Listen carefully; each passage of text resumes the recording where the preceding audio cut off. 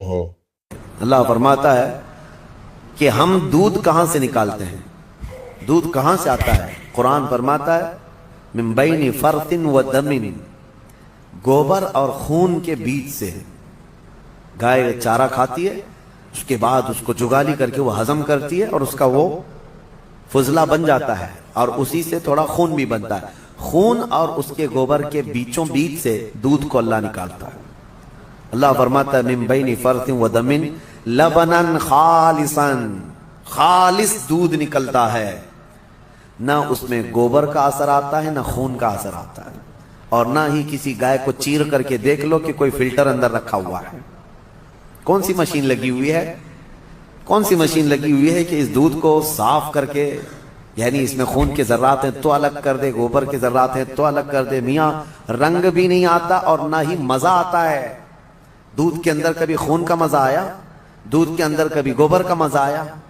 نہ مزے کو اللہ ملنے دیتا ہے، نہ اس کے اثر کو، نہ اس کے رنگ کو ملنے دیتا ہے۔ اور قرآن میں اللہ فرماتا ہے کہ ان دونوں کے بیچ سے خالص دودھ کو نکالتا ہے اللہ تعالیٰ، اور یہ پینے والوں کے لیے پیٹ بھرنے والی غذا ہے۔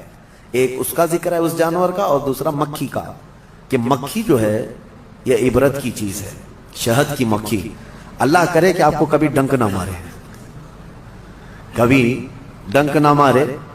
اگر یہ مارتی ہے تو زہر چڑھتا ہے، جسم پھول جائے گا، چہرے پہ اگر کاٹ لے، کئی لوگوں کا اس میں انتقال بھی ہوا، موت بھی ہوتی ہے۔ اگر کئی مکھیاں مل کر کے کاٹ دیں آدمی کو شہد کی، آدمی مر سکتا ہے، زہر ہے۔ سمجھ میں نہیں آتا، وہ زہریلی مکھی ہے، اور پھولوں کا جو رس چوستی ہے اس میں سے آپ بھی چوس کے لا کے اپنے گھر میں تھوک کے دیکھو۔ گلاب کو چوس لو، موگرے کو چوس لو، چمیلی کو چوس لو، اور اپنے گھر کے ایک کٹوری میں تھوک کے دیکھو، بدبو ہی آئے گی۔ بالکل۔ اور پھولوں کا رس تو کڑوا ہی ہوتا ہے، لیکن وہ مکھی زہریلی خود بھی ہے اور چوستی کڑوے پھولوں کا رس ہے، اور لا کر کے چھتے میں جب ڈالتی ہے تو نہایت ہی شیریں، نہایت ہی میٹھی چیز۔ اب اللہ تبارک و تعالیٰ فرماتا ہے کون ہے جو اس میں مٹھاس پیدا کرتا ہے؟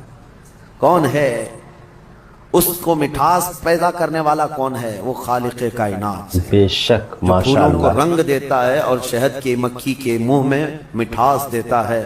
اب اسی کو کہا گیا ہے یہ عبرت کی چیز ہے۔ ویسے آپ کو میں یہ بات بھی بتا دوں، وہ ڈنک مارے تو زہریلی، لیکن تھوک دے اپنے چھتے میں تو وہ شفا والی غذا ہے۔ ایک ہی منہ سے دو چیزیں کیسے؟ اتنا زہر بھی ہے کہ کاٹے تو مر جائے، اور اتنا ہے کہ اپنے گھر میں چھوڑے تو بیماروں کو شفا بھی ہو جائے۔ ایک ہی مکھی کے اندر یہ دو چیزیں۔ اعلیٰ حضرت فاضل بریلوی رضی اللہ تعالیٰ عنہ کی یاد آتی ہے، آپ نے فرمایا گستاخان رسول کو، وہ فرماتے ہیں اعلیٰ حضرت ظالموں میں شہد کی مکھی کی طرح ہوں۔ اعلیٰ حضرت اپنے آپ کو کہتے ہیں میں شہد کی مکھی کی طرح ہوں، جس کی مٹھاس کا بھی جواب نہیں، جس کے ڈنک کا بھی جواب نہیں۔ وہ اپنوں کے لیے میٹھا رس دیتا ہے اور ظالموں کے لیے وہ ڈنک بھی مارتا ہے۔ اعلیٰ حضرت نے اپنے لیے مثال میں فرمایا شہد کی مکھی کی طرح۔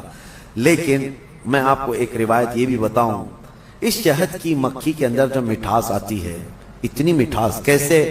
فرمایا کہ یہ جب پھولوں کا رس چوستی ہے تو پھولوں کا رس چوس کر اپنے گھر جانے تک یہ حضور پاک پر درود پڑتی، ماشاءاللہ، سبحان اللہ۔ اور اس درود کی برکت ہے حضور پاک صلی اللہ تعالی علیہ وسلم کے کہ اس کے منہ میں مٹھاس پیدا ہوتی ہے۔ اللہ تعالی ہمارے منہ میں مٹھاس پیدا فرمائے، زبان میں آپ کے اثر پیدا فرمائے۔ یہ دونوں چیزیں اللہ تعالیٰ نے عبرت کے طور پر فرمایا ہے۔ بے شک، دو جانوروں کا ذکر ہے اور دونوں عبرت کے لیے ہے۔ تو مولانا صاحب کی آپ لوگوں نے بات سنی دوستو، اپنی رائے کمنٹ باکس میں دیجئے۔ مولانا صاحب کا یہ ویڈیو اچھا لگا ہو تو اس ویڈیو کو زیادہ سے زیادہ شیئر کیجئے، تاکہ یہ اچھی بات سبھی لوگوں تک پہنچے دوستو۔